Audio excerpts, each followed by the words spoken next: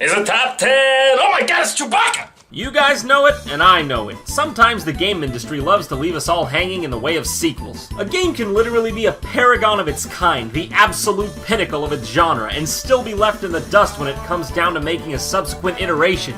It's unjust, it's blasphemous, and I won't stand for it. So let's get down to it. Because here and now, I'm gonna name you the top 10 necessary video game sequels. Oh yeah! Number 10. If you've played Psychonauts, I don't even need to tell you this. There needs to be a Psychonauts 2. If there ever was an underrated game, my god, it was this one. Tim Schafer. He's a funny guy, alright, and I've never been too much of a fan of his other titles, but heck, man, he could have just made this one game right here, and I would have been like, see ya, Tim, you made your heavenly contribution to us mortals. Text me when you get to Valhalla. Every single level in this game is creative and unique. All the characters are memorable and likable, and it has hands down one of the best overworlds in any game. And dang it, even the story is amazing. Tim, baby, if you're out there, this game warrants a sequel. We'd all buy it, right? Right? Just like the first time? Number 9. Pew, pew, that was me, playing Mega Man right now. Did I sound happy? Yes. It's because I was. I think we can all attest to it. There's no feel quite like the feel you get while playing a Mega Man game. That music, that sound effects, that tight control scheme, that perilous jumps! It's that kind of raw joy you just don't get anywhere else. That said, when was the last time you got to experience that? Was it Mega Man Legends on N64? Was it that one? Everybody's favorite. I know there was Mega Man X5 and Mega Man Legends 2, but we haven't seen a true Mega Man release in over a decade. Mega Man 9 and 10 were a step in the right direction, and hell, I love those games, but it doesn't really count. Come on, Capcom, how about you stop trying to cheat people out of money with DLC and do something worthwhile and game-changing with one of your most beloved IPs? I know you got it in you, you greedy bastards. Number 8. Star Fox. Star Fox! As you guys may already know, I love me some Space Fox. This Star Fox. Not this Star Fox. This Star Fox. Not this Star Fox. As far as I can tell, Star Fox Assault was a step in the right direction, but was marred by subpar land segments that broke up the action a little too often. And hell, the interest is obviously there. I mean, look at the recent port of Star Fox 64 to the 3DS. So you know what we need.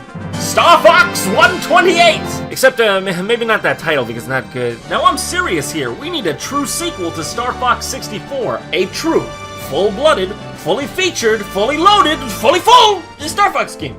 The fans want it. The kids will eat it up. And the people who have never even played Star Fox want it. They just don't know yet. Pi Sigma plus Star Fox equals everybody wants it. QED. Quit everything and make Star Fox 64 too, you dumbo. Number 7. You ever played Zombies Ate My Neighbors? Was that? No? Yeah, story of my fucking life. Zombies Ate My Neighbors is truly one of the most underrated classics of all video gaming. It's that fringe cult classic that people have heard of but never really played. In my personal opinion, it still holds the title of being one of the best and most replayable Super Nintendo titles. I mean, it's right up there with Super Mario All-Stars and Donkey Kong Country. True, there was a sequel to this game and it was called Ghoul Patrol, but it was just sort of a worse, floatier version of its predecessor. What we need is an XBLA version of this game, except not only on Xbox consoles with cross-platform play and 4-player competitive co-op. I mean, this kind of thing sells amazingly on arcade marketplaces. Just look at Castle Crashers in that Bomberman game. Imagine this on there. This on there.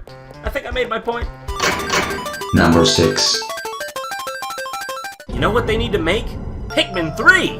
What? Started making it? Well, how the fuck was I supposed to know? It's taking fucking forever!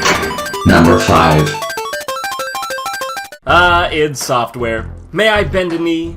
In terms of prolific and industry-changing franchises, few stand taller than the Doom games. So what do you think I'm gonna say? They should make Doom 4? No. You dumb. You big dumb. I didn't mean it. Doom 3 was a great game and all, a bit repetitive, but fun nonetheless. I have to admit though, I was a bit disappointed with it. I really felt it was missing the spirit of the original 2 games. Did we as kids play Doom to navigate a dark and boring space installation? No. We played it to experience the eeriness of the depths of hell, man! And I mean, even the parts that were on Mars in the original games were more interesting and varied than just dark corridors. You don't even get to see any of hell until the very end of Doom 3.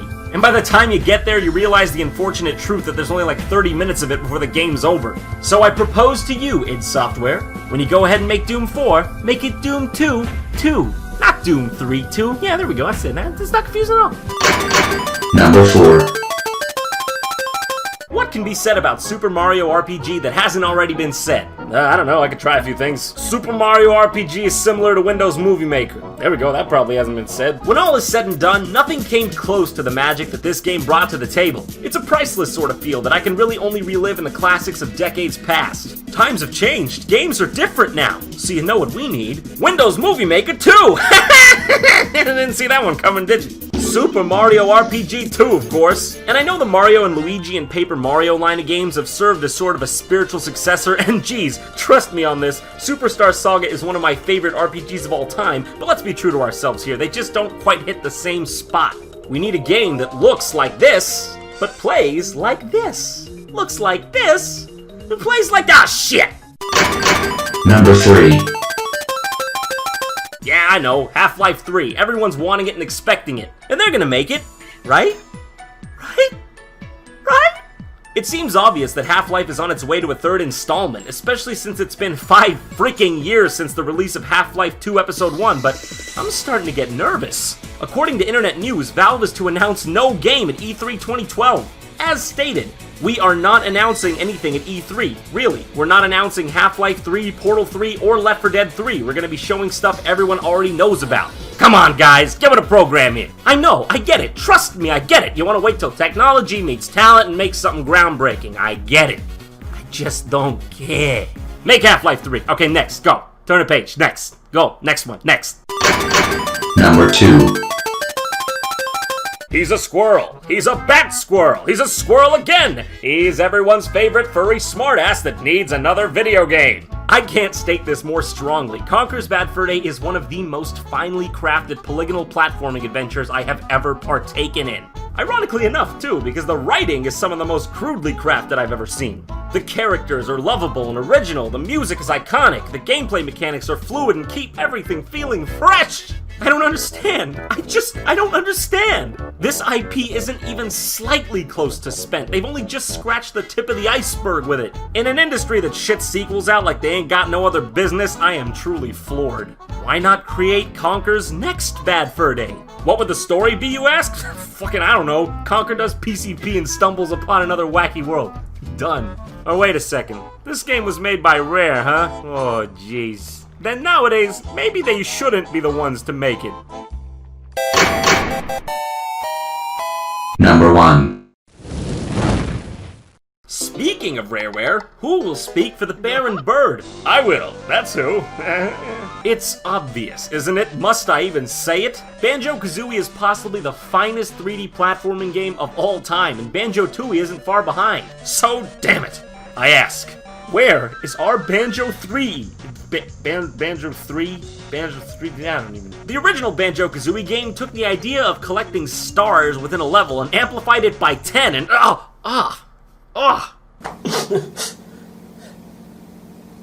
Talking about Banjo 3 right there, Sorry, it reminded me of something terrible.